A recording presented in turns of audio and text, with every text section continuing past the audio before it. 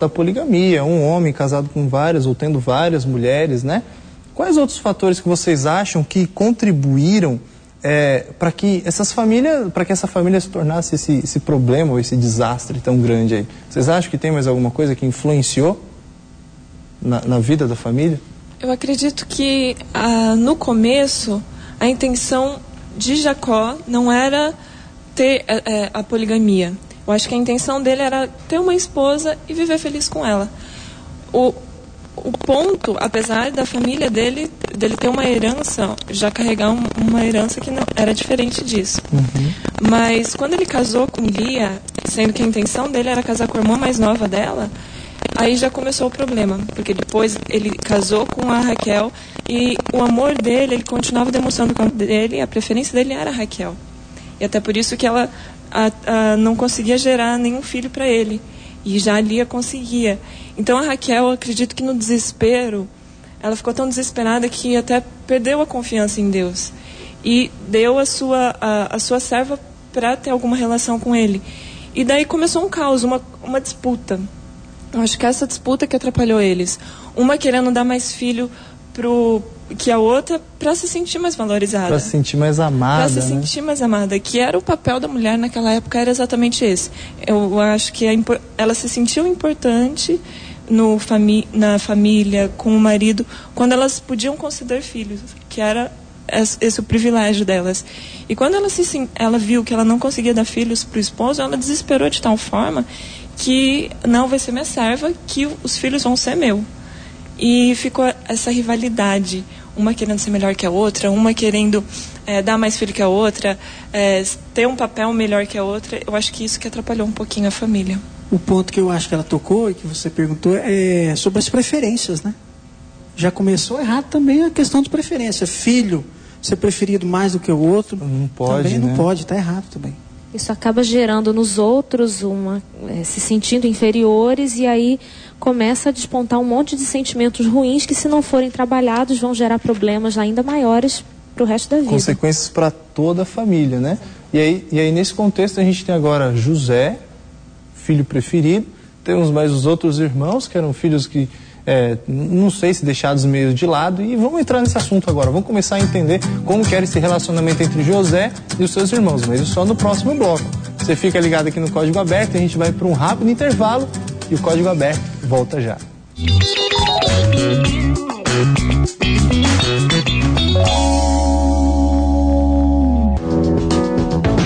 Todos querem ser felizes, ter saúde, amor, enfim. Nossos livros e revistas mostram uma vida assim. A casa é uma editora e acredita no que diz, imprimindo qualidade pra uma vida mais feliz.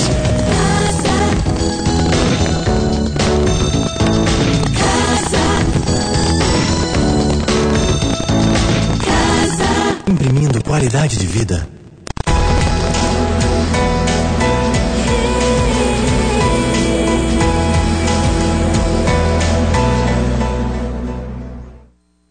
Eu sempre tive um sonho, com papai, mamãe e irmãozinhos.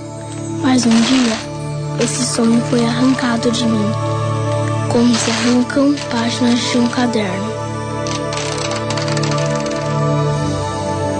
E hoje, ficou apenas a tristeza. A violência dói e desfaz sonhos. Quebrando o silêncio. Igreja Adventista do Sétimo Dia. Eu quero paz. Você, amigo hispano que vive no Brasil, com muito carinho, a Novo Tempo preparou 2 guias de estudos bíblicos em espanhol para você. La Bíblia Habla e Família Feliz. La Bíblia Habla, questões objetivas para você aprender de forma simples. Família Feliz, temas que ajudarão a reestruturar sua família. Educação dos filhos, sexo no casamento, economia familiar, relacionamento e muito mais.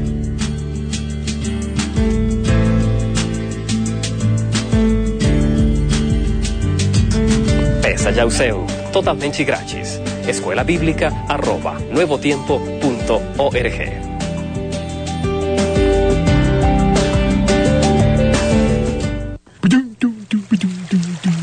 E aí, Aristarco, beleza? E aí, Zedinho? Tudo bem? Tudo bem, cara. Nossa, Aristarco, ficou sabendo que o programa da Tia Cecel agora está de horário novo? Vai ser de segunda a sábado, às 10 horas da manhã. Fácil, né? Assim dá pra guardar o horário na cabeça muito mais fácil. E olha que eu tenho uma dificuldade pra guardar o horário das coisas, hein, Aristarco? E você, Aristarco, consegue guardar horário? Hã? Aristarco! Ah, não acredito! Aristarco! Oi, Zedinho, você falou alguma coisa? Ah, claro, né, Aristarco? Eu disse que o programa da Tia Cecel está de horário novo, cara.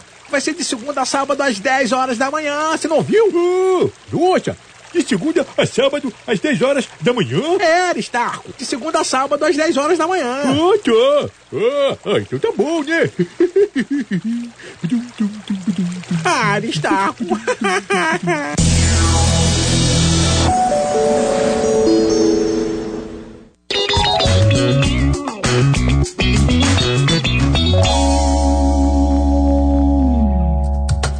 Já estamos de volta aqui com o Código Aberto. Obrigado pela sua companhia, que você está acompanhando aqui o nosso programa. E eu vou te lembrar agora de algo muito importante: nosso guia de estudos. Esse aqui é o guia de estudos dessa temporada. Deixa eu segurar direito aqui, tá aqui. Esse é o guia de estudos que a gente está usando nessa temporada aqui. Entra aí no site, tenha sempre à mão, se você quiser baixar, imprimir. O legal é que você sempre tenha o guia de estudos aí na sua mão, ok? Fica ligado aqui no nosso assunto, na nossa conversa e com o seu guia de estudos. Vocês têm o guia de estudos de vocês aí, né? Cada um com o seu. Então tá joia. A gente está conversando hoje aqui sobre José. E a gente percebeu pelo guia de estudos e na Bíblia também que tinha um relacionamento meio turbulento entre ele e os irmãos dele. Por que será que esse relacionamento deles era tão complicado?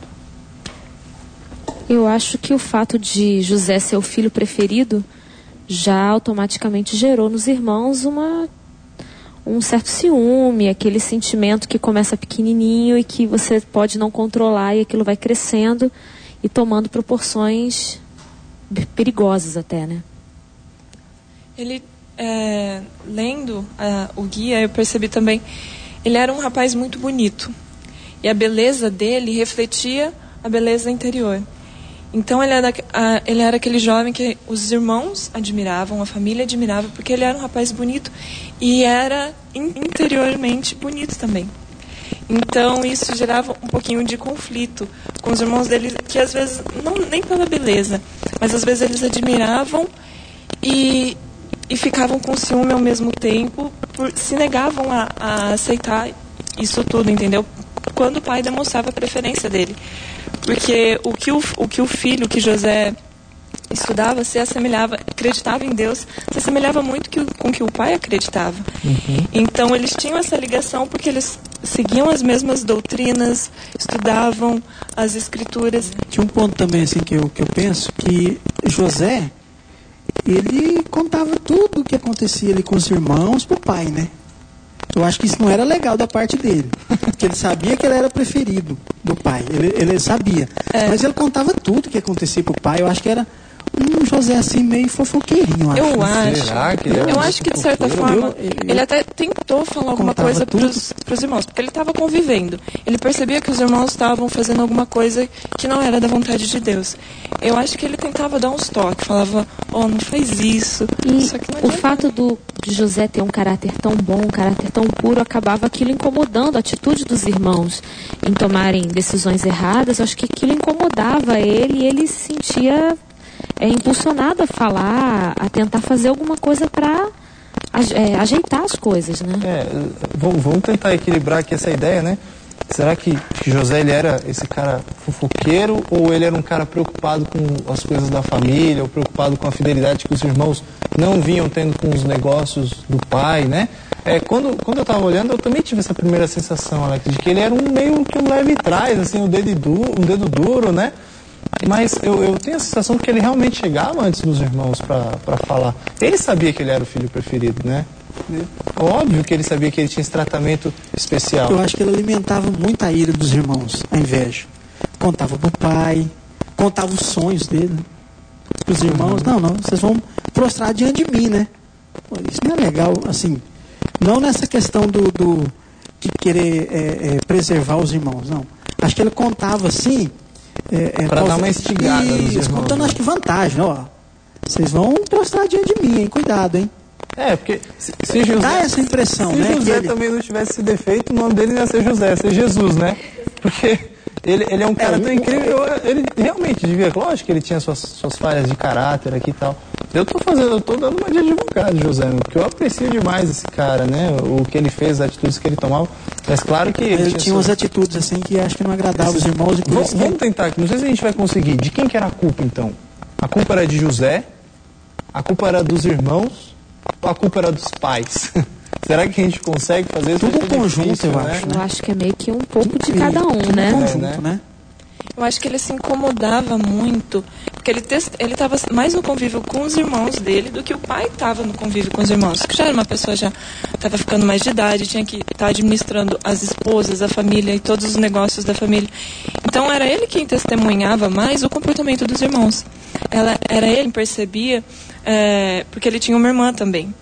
Então os irmãos, a irmã, eles tinham meio que ciúme, assim, dos rapazes que rodeavam a irmã, e o comportamento deles com ela também era diferente. Então ele já testemunhava, peraí, isso não é uma coisa, não é o que o nosso pai nos ensinou. E certo, nessa dele dar uns toques para os irmãos dele, eles interpretavam errado. Interpretava, pô, o cara tá entregando, tá durando, né? Que negócio é esse? Ele é irmão, em vez de nos acompanhar, né? Apoiar na decisão, talvez, né? Nas ideias. Mas, eu acho que isso... então José fazia a coisa certa, ué. Se eles estão fazendo errado e José não apoiava eles no erro, a atitude de José era a atitude correta mesmo. Ele tinha que cuidar.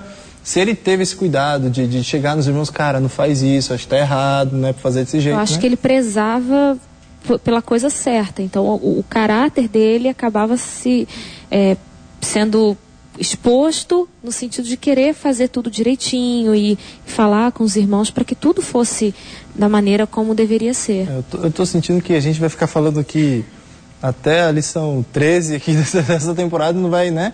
Mas enfim, vamos para a pergunta aqui, e você que acompanha o Código Aberto pode mandar a sua opinião pra gente. O que você acha? Você acha que o José, ele era meio que um leve trás? Você acha que ele era o dedo duro, que ele era o fofoqueiro? Entre em contato com a gente aqui no Código Aberto, dá a sua opinião, igual fizeram aqui. Já mandaram uma pergunta pra gente. Vamos ver qual que é a pergunta. Oi, galera do Código Aberto, meu nome é Eloy e eu tenho uma pergunta para fazer.